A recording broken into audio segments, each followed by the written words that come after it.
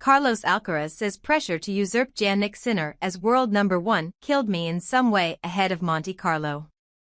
Carlos Alcaraz has opened up on how he was killed by the pressure of trying to become world number 1 again. The Spaniard has only reached one final this year, at an ATP 500 event in Rotterdam in February. Otherwise, it has been an underwhelming 2025 for a player who had the chance to usurp Jannik Sinner, who is currently serving a 3-month suspension for a doping violation. Carlos Alcaraz admits he was affected by the pressure of trying to reclaim the world number 1 spot from Jannik Sinner. The Spaniard has slipped to 3rd in the rankings after reaching just one final in 2025. But with Sinner currently serving a 3-month ban for a doping violation, the door was open for the 21-year-old to climb back above his rival. Alcaraz has revealed he was aware of the opportunity he had and says it impacted on his performances. "A lot of people are asking me, or are telling me, that I have the chance to become number 1 if Jannik is not playing," he said in a press conference. "So probably that pressure has killed me in some way." Djokovic breaks down why expectations are not high for Monte Carlo Masters. "Being compared to Rafa is not right, Draper. I am innocent," Sinner says. Unfair 3-month ban left him feeling fragile. A difficult year to date means there is a huge gap between the pair in the rankings. Sinner, still in the number 1 spot, has a 3,610-point advantage over Alcaraz. In between them is Germany's Alexander Zverev, who could have usurped the Italian. He is 2,685 ranking points worse off than Sinner.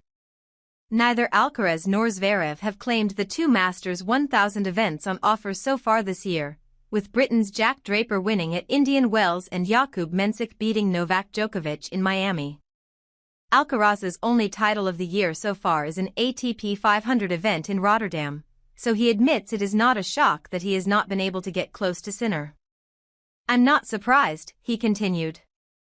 "The people always say that we have to win the tournaments or the top people have to be there all the time playing finals or winning tournaments."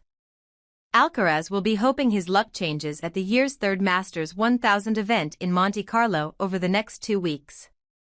He has only played at the tournament once before, suffering a first-round exit in 2022. But that was in the infancy of the 21-year-old's career.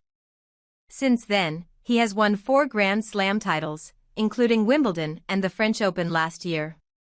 The latter of those tournaments is played on clay, a surface on which Alcaraz excels. 2 of his 5 Masters 1000 successes have come on the red stuff. With further events in Rome and Madrid to come before heading back to the French Open at Roland Garros, live on TNT Sports and Discovery Plus, Alcaraz will be targeting glory over the next 2 months. But toppling Sinner could not be further from his mind. "I'm just thinking that I'm not able to become number 1 in the clay season," he continued. "Even if Jannik is not playing, I don't have the chance to do it. I think I'm too far from Jannik. So I'm just here and I realize that I don't have to think about it and just go there and play. That's my mindset right now."